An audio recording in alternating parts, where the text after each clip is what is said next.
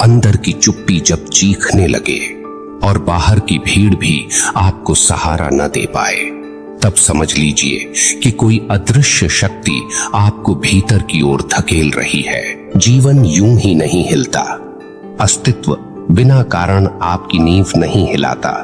जब महादेव साथ होते हैं तो पहले वह आपके बनाए हुए झूठे सहारों को गिराते हैं ताकि आप असली आधार को खोज सकें। आपको लग सकता है कि यह कठोर वचन है, पर सत्य हमेशा मुलायम नहीं होता। कई बार वह पत्थर की तरह गिरता है ताकि आपकी नींद टूटे। यदि कभी आपने बिना कारण हर हर महादेव कहकर राहत महसूस की हो तो अभी कमेंट में लिखिए, हर हर महादेव, आप मेरे साथ हैं। यह केवल शब्द नहीं होंगे, यह आपके भीतर का द्वार खटखटाएंगे। अब गहराई में उतरते हैं। पहला संकेत, अचानक जीवन की जमीन खिसक जाना। आपने सब व्यवस्थित किया था, भविष्य की योजना, संबंधों की सुरक्षा, समाज में प्रतिष्ठा, और एक दिन सब उलट गया। नौकरी चली गई, अपनों ने दूरी बना ली, सम्मान पर चोट लगी, आप भीतर से टूट गए। एक व्यक्ति की कथा सुनिए। उसने वर्षों तक एक प्रतिष्ठित पद पर काम किया, घर, गाड़ी, पहचान, सब कुछ था। एक दिन संस्था बंद हुई, पद गया, मित्रों के फोन बंद हो गए, रिश्तेदारों की आवाज बदल गई। वह अवसाद में चला गया। उसने मंदिर में जाकर रोते हुए कहा, मैंने क्या अपराध किया? उत्तर तुरंत नहीं मिला, लेकिन जीवन ने उसे खाली समय दिया। वह पहली बार अपने बच्चों के साथ बैठा, पहली बार पत्नी की आंखों में थकान देखी, पहली बार उसे एहसास हुआ कि वह वर्षों से घर में होते हुए भी घर में नहीं था। वह केवल पद था, व्यक्ति नहीं। यह टूटना उसे भीतर ले गया। उसने छोटी सी नौकरी शुरू की, कम आय थी, पर मन में विनम्रता आई। धीरे धीरे उसने स्वयं का छोटा काम शुरू किया। 5 साल बाद वह पहले से अधिक स्थिर था। अंतर यह था, पहले उसके पास पैसा था, अब उसके पास समझ थी। समझिए तर्क। जब अहंकार बड़ा हो जाता है तो कृपा उसे तोड़ती है, क्योंकि अहंकार के साथ महादेव नहीं रहते, शून्यता के साथ रहते हैं। दूसरा संकेत, भीतर से अचानक अकेलापन। पर यह अकेलापन पीड़ा का नहीं, जागरण का होता है। आप भीड़ में होते हैं, पर आपको लगता है कि आप कहीं और बुलाए जा रहे हैं। पुरानी आदतें फीकी लगने लगती हैं। गपशप, दिखावा, तुलना, सब हल्का लगता है। लोग कहते हैं आप बदल गए हैं। एक युवा था जिसे पार्टी और शोर पसंद था, हर सप्ताहांत बाहर, मित्रों के बीच लोकप्रिय। पर एक घटना ने उसे हिला दिया। एक रात देर से लौटते समय उसने सड़क किनारे एक वृद्ध को ठंड में कांपते देखा। सब लोग गुजर गए, वह भी आगे बढ़ गया। पर कुछ कदम बाद भीतर से आवाज आई, रुकिए। वह लौटा। उस वृद्ध को घर नहीं ले जा सका, पर चाय पिलाई, कंबल दिया। उस रात पहली बार उसे नींद नहीं आई। उसे लगा, मैं इतने वर्षों से क्या कर रहा था। धीरे धीरे उसके मित्र बदले, उसकी प्राथमिकताएं बदली। उसे शांति मिलने लगी सेवा में। लोग बोले, तुम पहले जैसे नहीं रहे। और यही संकेत है, जब भीतर करुणा जागती है तो समझिए कि शिवत्व छू रहा है। महादेव का अर्थ है जो अंधकार को निगल जाए। जब आप दूसरों के दुख को देखकर पिघलने लगते हैं, तब भीतर का अंधकार कम होने लगता है। तीसरा संकेत, संकट में भी एक अनजाना धैर्य। ध्यान से समझिए, परिस्थिति नहीं बदली, पर आपकी प्रतिक्रिया बदल गई। पहले छोटी बात पर क्रोध आता था, अब आप ठहर जाते हैं। पहले अपमान पर तुरंत जवाब देते थे, अब मुस्कुरा देते हैं। यह दबाव नहीं, परिपक्वता है। एक परिवार पर अचानक बड़ा आर्थिक संकट आया, कर्ज, बीमारी, रिश्तों में तनाव। सबको लगा कि घर का मुखिया टूट जाएगा, पर उसने एक दिन सबको बैठाकर कहा, घबराइए मत, यह समय भी जाएगा। उसने योजना बनाई, खर्च घटाए, स्वयं अतिरिक्त काम किया, रात में चुपचाप रोया, पर दिन में स्थिर रहा। धीरे धीरे स्थिति सुधरी। बाद में किसी ने पूछा, इतनी शांति कैसे रख पाए? उसने कहा, जब सब कुछ हाथ से निकल रहा था, तब भीतर किसी ने मेरा हाथ पकड़ा। यह हाथ दिखाई नहीं देता, पर अनुभव होता है। यही संकेत है। समझिए इसका तर्क। जब महादेव साथ होते हैं तो वे समस्या नहीं हटाते, आपको समस्या से बड़ा बना देते हैं। यदि परीक्षा ही ना हो तो शक्ति कैसे प्रकट होगी। और चौथा, संकेत तब जन्म लेता है जब बार बार जीवन आपको एक दिशा में धकेलता है। आप टालते हैं पर संदेश लौट आता है, कभी किसी संत के वचन में, कभी किसी स्वप्न में, कभी अचानक हुई घटना में, जैसे अस्तित्व कह रहा हो, अब जागिए। ये संकेत चमत्कार की तरह नहीं गिरते, ये धीरे धीरे आपके भीतर की मिट्टी को भिगोते हैं ताकि नया बीज अंकुरित हो सके। याद रखिए, महादेव साथ होने का अर्थ यह नहीं कि पीड़ा नहीं होगी, अर्थ यह है कि पीड़ा व्यर्थ नहीं होगी। हर आघात आपको भीतर की गहराई में ले जाएगा। और अभी हमने केवल 3 संकेत छुए हैं, शेष संकेत और भी सूक्ष्म हैं और उनसे जुड़ा एक गहरा प्रश्न भी है।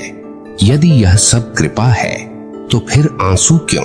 क्योंकि जब मन यह स्वीकार कर लेता है कि जीवन में जो घट रहा है वह अंधी दुर्घटना नहीं बल्कि एक गहरी योजना का हिस्सा है, तब पीड़ा का अर्थ बदलने लगता है। आंसू शत्रु नहीं रह जाते, वे शुद्ध बन जाते हैं। अब चौथा संकेत समझिए, बार बार एक ही दिशा में धकेला जाना। आपने कभी अनुभव किया है कि आप किसी निर्णय से बचना चाहते हैं पर परिस्थितियां आपको उसी मोड़ पर बार बार लाकर खड़ा कर देती हैं। आप सोचते हैं यह संयोग है, पर संयोग इतनी जिद नहीं करता। एक व्यक्ति वर्षों से एक ऐसे संबंध में था जो उसे भीतर से तोड़ रहा था। अपमान, उपेक्षा, मानसिक दबाव, सब कुछ सहता रहा क्योंकि उसे डर था अकेले रह जाने का। हर बार जब वह अलग होने का सोचता, कोई न कोई घटना उसे रोक देती। पर धीरे धीरे घटनाएं तीखी होने लगीं, अपमान खुला होने लगा। एक दिन ऐसा आया जब उसके सामने 2 ही रास्ते थे, या तो पूरी तरह टूट जाना या साहस कर बाहर निकलना। उसने निर्णय लिया। शुरुआत कठिन थी, अकेलापन काटने दौड़ता था, पर कुछ महीनों बाद उसने महसूस किया कि उसका आत्मसम्मान लौट रहा है। वह फिर से मुस्कुराने लगा।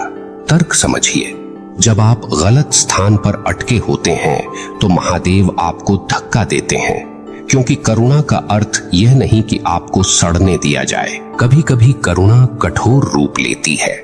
बार बार एक ही पाठ मिलना संकेत है कि पाठ सीखा नहीं गया।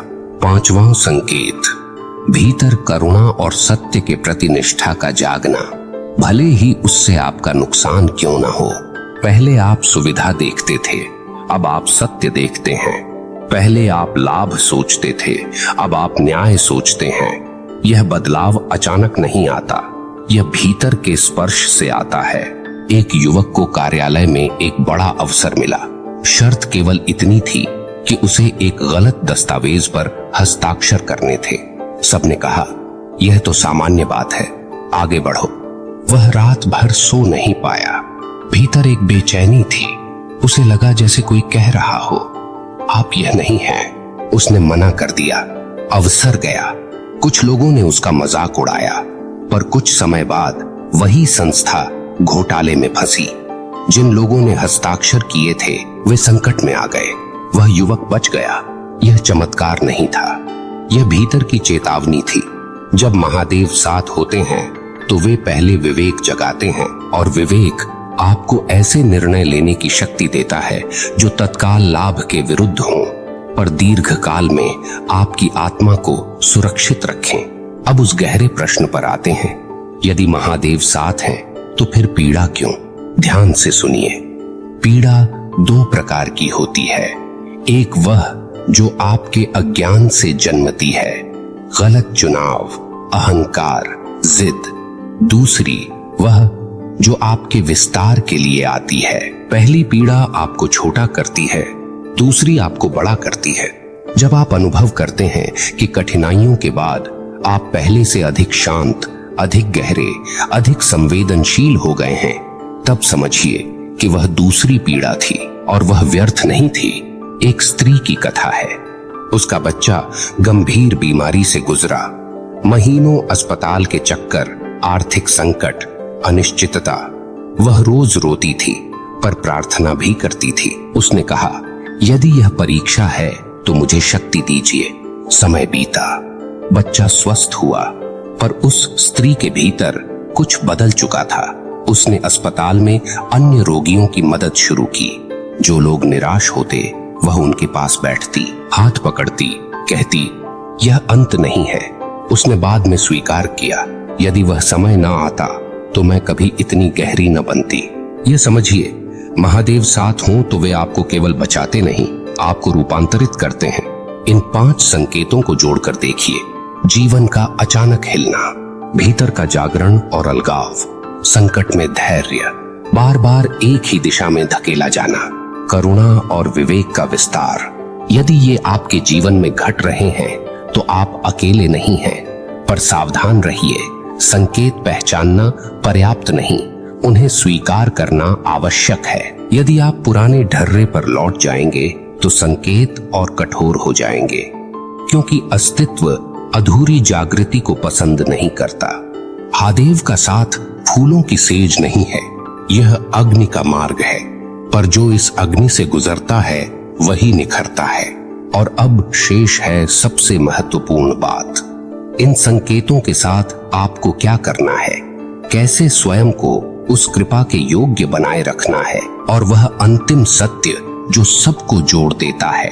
क्योंकि संकेतों को पहचान लेना आधा मार्ग है, पर उनके साथ चलना पूर्ण साधना है। यदि आपने अपने जीवन में वे 5 संकेत महसूस किए हैं तो अब प्रश्न यह नहीं कि महादेव साथ हैं या नहीं, प्रश्न यह है कि आप उस साथ के योग्य बने रह पा रहे हैं या नहीं।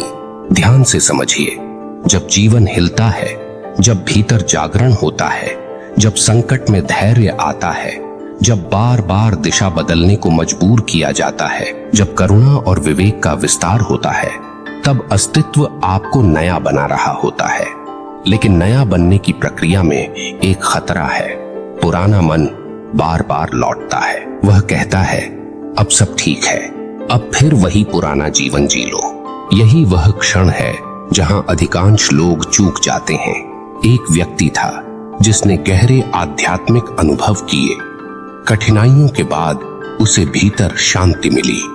कुछ समय तक वह नियमित ध्यान करता रहा, सेवा करता रहा, सत्य पर अडिग रहा।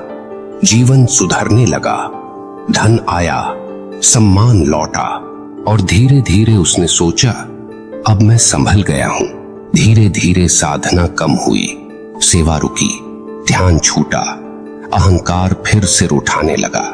कुछ वर्षों बाद वही व्यक्ति फिर से उसी खालीपन में गिरा जहां से वह उठा था। यह कथा हमें झकझोरती है। संकेत मिल जाना कृपा है, पर निरंतर सजग रहना साधक का कर्तव्य है। महादेव साथ हों तो वे आपको स्वतंत्र छोड़ते हैं, वे पकड़कर नहीं रखते, क्योंकि शिवत्व का अर्थ बंधन नहीं, मुक्ति है। पर मुक्ति का अर्थ यह नहीं कि आप फिर अज्ञान चुन लें। तर्क सीधा है, यदि भीतर विवेक जागा है तो उसे पोषित कीजिए। यदि करुणा आई है तो उसे क्रिया में बदलिए। यदि धैर्य मिला है तो उसे अभ्यास से स्थायी बनाइए, वरना अनुभव केवल स्मृति बन जाएगा। अब एक गहरी बात, महादेव का साथ बाहर की घटना नहीं, भीतर की स्थिति है। जब आप सत्य के साथ खड़े होते हैं तब आप उनके साथ होते हैं। जब आप भय से ऊपर उठते हैं तब आप उनके साथ होते हैं। जब आप किसी के दुहक को हल्का करते हैं उनके साथ होते हैं। यह कोई अलौकिक दावा नहीं, यह जीवन का विज्ञान है। एक युवक ने अपने जीवन में कई संकेत महसूस किए, पर वह हमेशा सोचता रहा कि कोई चमत्कार होगा, कोई दिव्य दृश्य, कोई असाधारण अनुभव। वह प्रतीक्षा करता रहा। वर्षों बाद उसने महसूस किया कि जिन क्षणों में उसने किसी को क्षमा किया, जिन क्षणों में उसने लोभ छोड़कर सत्य चुना, जिन क्षणों में उसने भय के बावजूद सही निर्णय लिया, वही उसके जीवन के सबसे शक्तिशाली क्षण थे। उसे तब समझ आया, महादेव आकाश से उतरकर साथ नहीं चलते, वे आपके निर्णयों में उतरते हैं। और अब अंतिम सत्य सुनिए, यदि आपके जीवन में दर्द आया है और उस दर्द ने आपको गहरा बनाया है तो वह कृपा है। यदि आपके जीवन में हानि हुई है और उस हानि ने आपको विनम्र बनाया है तो वह कृपा है। यदि आपके जीवन में अकेलापन आया है और उस अकेलेपन ने आपको स्वयं से मिलाया है तो वह कृपा है। पर यदि इन सब के बाद भी आप कड़वे हो गए, कठोर हो गए, शिकायतों से भर गए, तो समझिए कि संकेत को आपने पहचान कर भी स्वीकार नहीं किया। इसलिए आज यहीं अभी एक संकल्प कीजिए। कहिए, मैं जो भी अनुभव कर रहा हूं उसे जागरण में बदलूंगा। मैं पीड़ा को विष नहीं बनने दूंगा, उसे औषधि बनाऊंगा। यही शिव का मार्ग है। विष को कंठ में रोक लेना, उसे हृदय तक न उतरने देना। और अब इस वाणी को यहीं विराम देने से पहले एक बात गहराई से सुन लीजिए। यदि इन 5 संकेतों में से एक भी आपके जीवन में घटा है तो आप साधारण नहीं हैं। आपको पुकारा गया है और जो पुकार सुन लेता है उसका जीवन फिर सामान्य नहीं रहता। हर हर महादेव।